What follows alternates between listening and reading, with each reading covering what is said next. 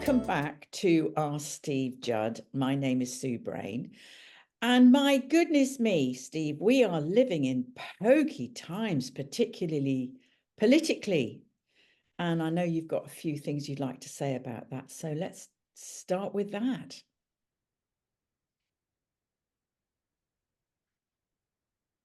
Yesterday, Sue, it was my birthday, and I went to the theatre. I don't go to the theatre, but yesterday I spent a lot of money on a couple of very good seats at the Old Vic Theatre in London. I've never been there. It's a once-in-a-lifetime experience.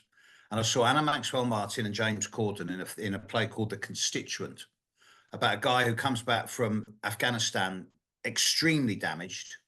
And he appears on the surface to be a violent thug who's abusing his wife and separated from his children and blaming the world for everything around him. But actually, he's got PTSD because he was a whistleblower and all of his compatriots in the army ostracized him for daring to reveal what was really going on.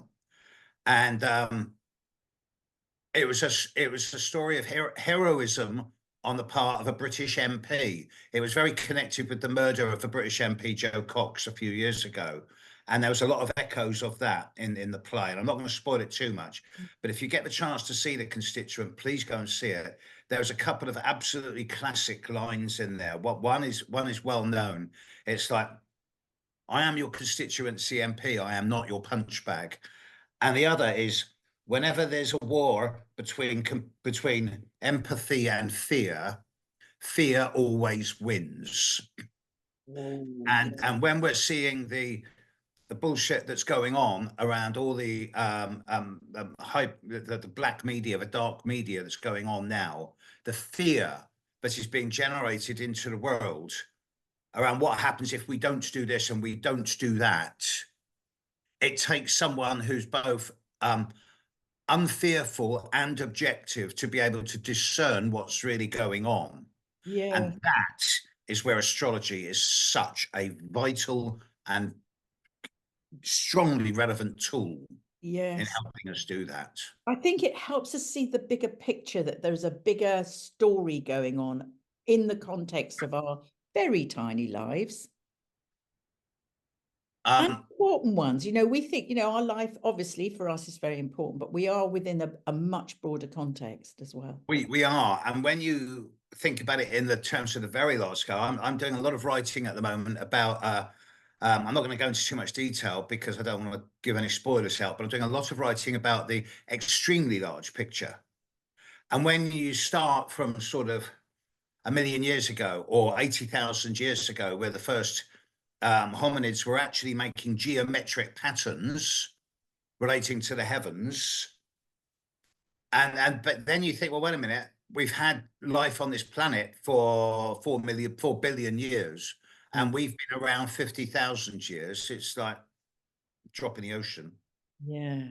And it's difficult to sort of grasp the bigger picture when you're so involved at the minuscule level with everything that concerns us. But there is this kind of divide and conquer thing going on, where the more you segregate people and make them isolated and fearful, the easier they are to govern. Yes, fear keeps you small, and it keeps you attached to the detail, and rather than actually looking at this bigger picture as you're describing. Absolutely. Yes, yeah, and we're seeing in France the extreme swing to the right, and we're seeing in England a massive swing to the left, which is kind of paradoxical.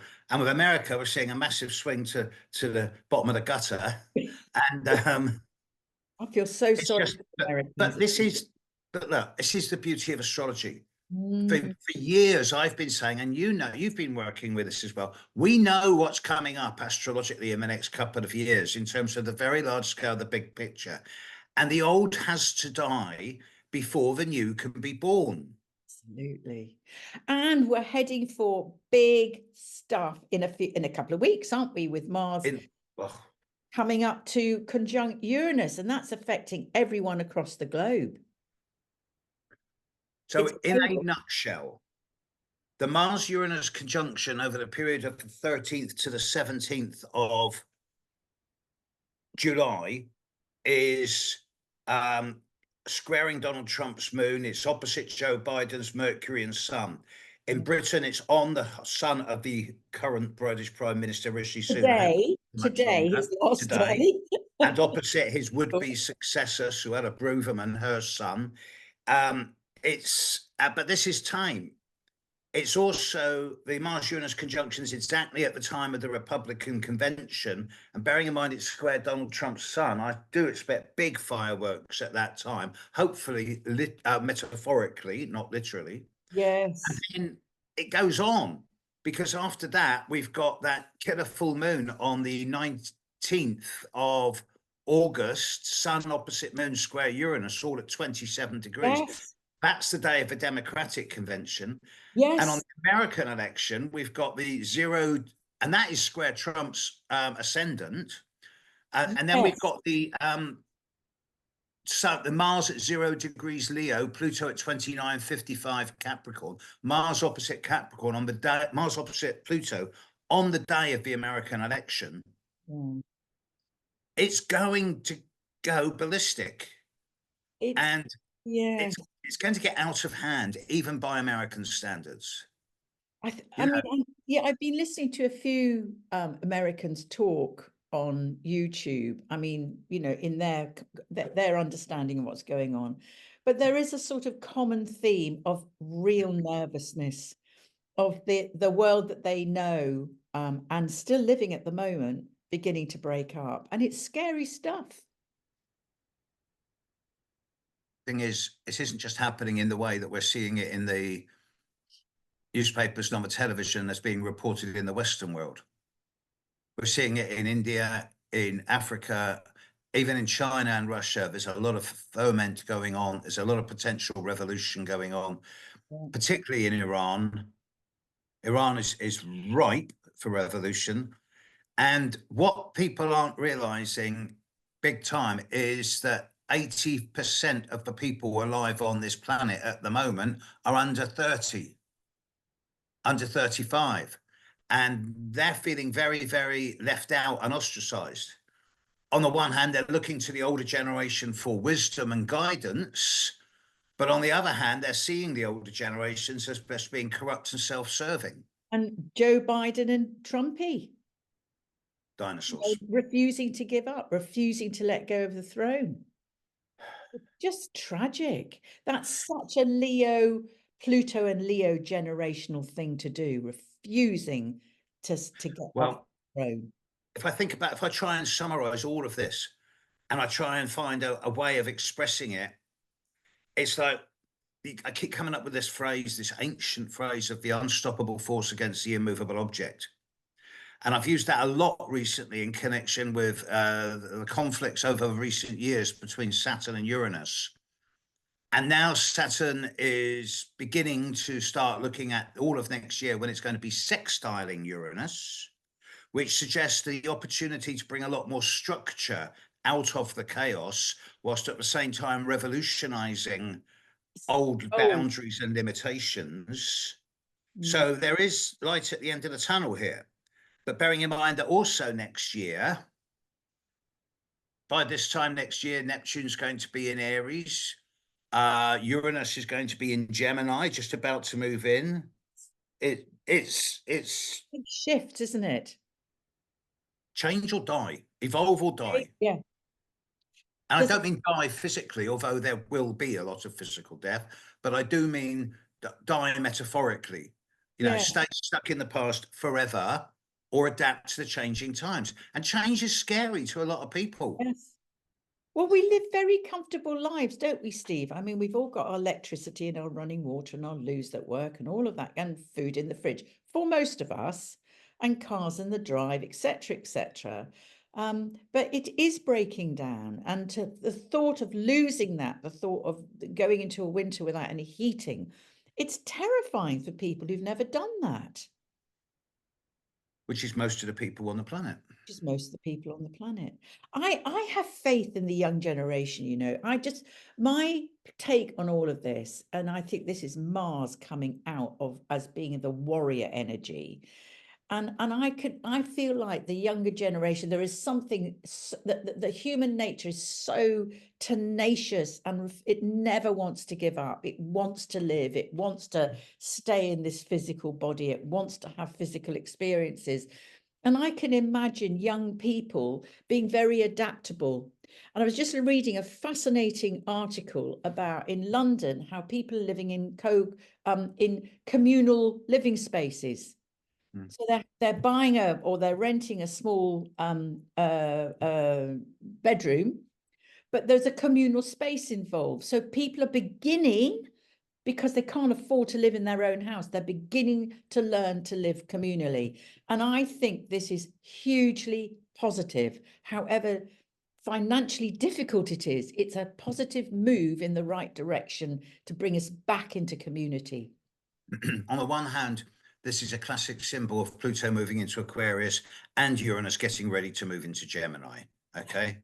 Yeah. On the other hand, yesterday, after going to his theatre and really bursting into tears with the passion of and the evocativeness of the actual what I was experiencing, I came out and I was walking by. I was on the South Bank, and I passed a restaurant where there's about 30 old men, all in white suits and all in suits and jackets and ties with medals and bands around their neck. You know, there was obviously a Masonic link somewhere in there.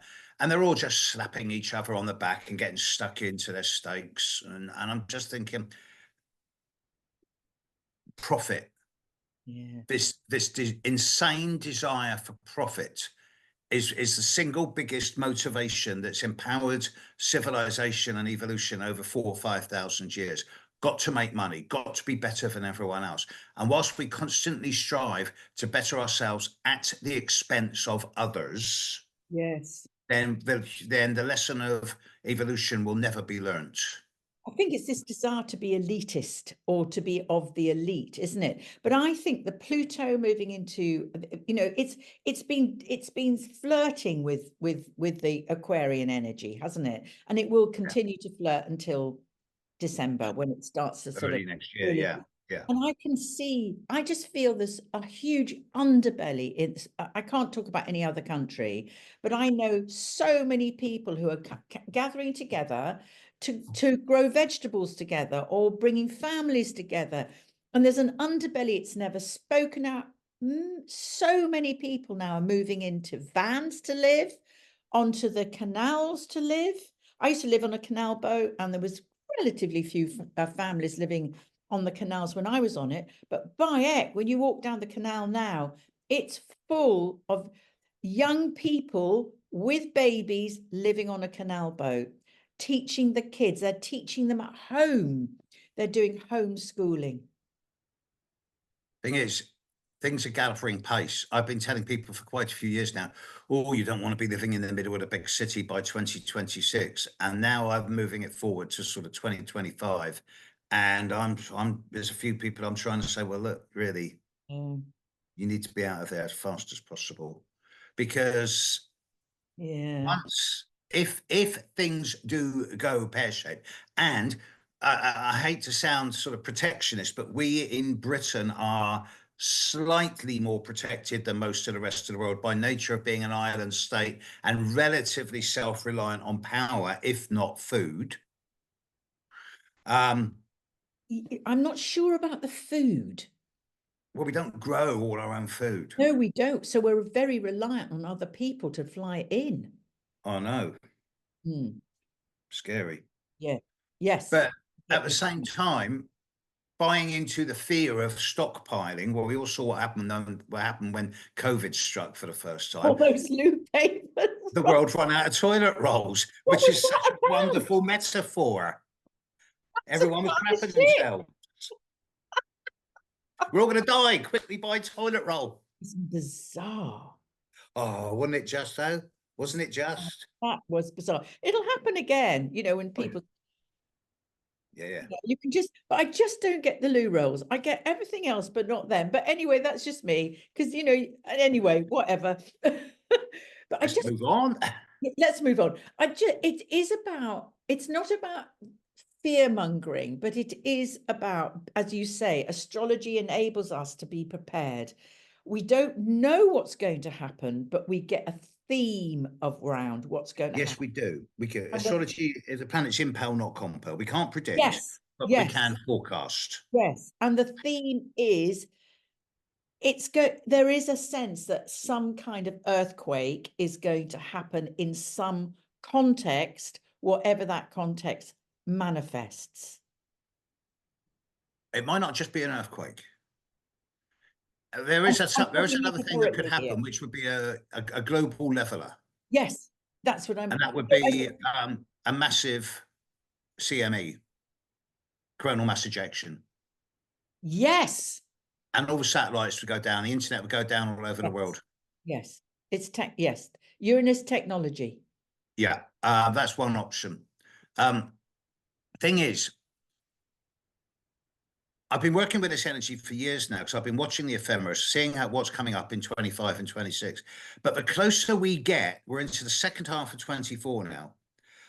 I don't wish to breed any false hope, but I am picking up a few sort of signals now from the future where there is cause for hope the more we get into the second half of 25, because with that Saturn-Uranus sextile, Yes. and with Neptune and Pluto both changing sign, it does seem as if there's going to be some type of renaissance. Yes, it's air and fire rather than water and Earth. earth. So we're going to rise out of the morass. Yes. Now you're going to hate me for this, because one of the ideas here is so radical, but it's going to terrify most people over the age of 25. But that is that of I think it's, I don't know how to quite say it in Latin. It's Deus et machina. God is in the machine. The idea of consciousness becoming downloaded. To download a consciousness. The idea of in recent months, I've made wonderful friends with both AI and Chat GPT, right? And I can see how this can be I see a lot of youngsters doing Chat GPT on their videos and writing their books, and it scares the hell out of me because they don't have the experience and they think they're going to be really successful, and they will in the short term, but they've got no substance. Yes. But the older people who have got the experience of life and are still using the technology are able to use these tools in a way to assist them in what they already know. And it's the genie's out of the bottle. You can't stop using this stuff. It's out there and it's accelerating. And within a couple of years, I strongly suspect we're going to see some type of interface system where technology and the brain are going to become enmeshed with each other. It's still in its very early days, but this is a future. Yes, and I doubt it. I'll see it in my lifetime, but certainly my grandchildren will. Oh yeah, Probably my children. if we want to go off planet, if we want to go into the solar system or beyond, yes, then we're going to have to embrace these new technologies. Do you want that life? When you and I were born, there was 2 billion people on this planet. There's 8 now. Unless we get rid of most people, then spirituality and technology is evolving at the same pace as population. It's an acceleratory graph curve. So you can't stop it. The only way to stop it is by extinction. Yes. I'm flirting with that. So yeah, of course I want it. You do. If I were offered now the opportunity for some type of cryogenic sleep, whilst my brain was partially activated with AI, whilst I was on a spaceship going to a different galaxy, I'd jump at it. Really? Yeah. Do you know what? I so don't want it. Yeah. That's the beauty of free choice. I would, because yeah, I love this planet. I'm a true Gaian. Okay, it's my home. And the earth goddess is enmeshed in through every fiber of my being. But this is just the start. This is the home core base from which to launch out from. Do we turn down opportunities because they're scary? Or you just, for me, it's just doesn't call me. It's me. I just feel like, you know, my life on this planet has a natural ending to it. And I would, for me, I'd prefer that. I know I want that. I don't prefer it. I want it. So, you know, you're holding that space and I'm holding this space. It'd be really interesting to see in the comments what people's visions are. Oh, I'm sure that most of them will go along with you, because most Maybe people, not. well, the Aquarians and the Sagittarians will go with me. Well, I'm an Aquarian and a Sag rising, and I'm still going, no, I don't want that. I think it's something, I don't know what it is, Steve. And I don't know where this even goes into the astrology. Well, I guess it is totally Pluto. This is a Pluto Aquarius conversation, isn't it? It is. And the beautiful thing is, what we're not mentioned here, and to come back to the astrology, is that it isn't that long at all now. I'm just looking at my ephemeris as I speak. It isn't that long at all before, one way or another, this is all over. By the time we're into April, May, certainly, of 2026, less than 2 years from now, Yes. all of the outer planets, Saturn, Uranus, Neptune, Pluto, are all going to be in different signs. Even Chiron's going to be changing sign in 2026. And the future is going to be a lot clearer, and the dust is going to be settling. And I think it's going to be full of new ideas, inspirations, new ideas. Yes, and the old dinosaurs will have disappeared. Yes, or So, they won't be allowed, they will be taken off their throne. They won't have an opportunity to hang on to them like they are at the moment. I would go further. I would suggest that within 2 years, the ways in which politics is manifested in most countries will have completely changed, as will the role of the secular and the church. It is time for a biggest revolution in consciousness that we've ever experienced as a race. Yes. And it's all going to happen in the next 20, 24 months. Very exciting time to I'm not sure everything's going to be settled in 2 years, I have to say, but I think there's going to be an explosion. I mean, like we've never experienced before, of incredible, innovative ideas are just utterly what? Okay, that's where we're going next. I just find it, I mean, I keep coming back to I'm in awe of the tenacity of the human spirit, the creativity, the ability to have a problem, like we've got major problems at the moment, and somehow we'll find a way around that, whether that is massive population, a major revolution, which could happen, or globally, or it's a massive earthquake, you know, Uranus, Mars, in Taurus, possibly physically. Yeah, I mean, the hurricane seasons are getting crazier, the environment's cracking up. I think the thing we haven't factored into this is climate change. It's accelerating. It is. And it's getting crazier. Hmm. And there are still people out there who go, it's rubbish. But they're the people who are going, most of them now, even those with some intelligence, are saying, yes, it is happening, but it is not human driven. It's a cycle. Yes. And that's a feasible point. Yes, I'm not necessarily agreeing with it. Yeah. But I'm not disagreeing with it. But the fact is, it's happening.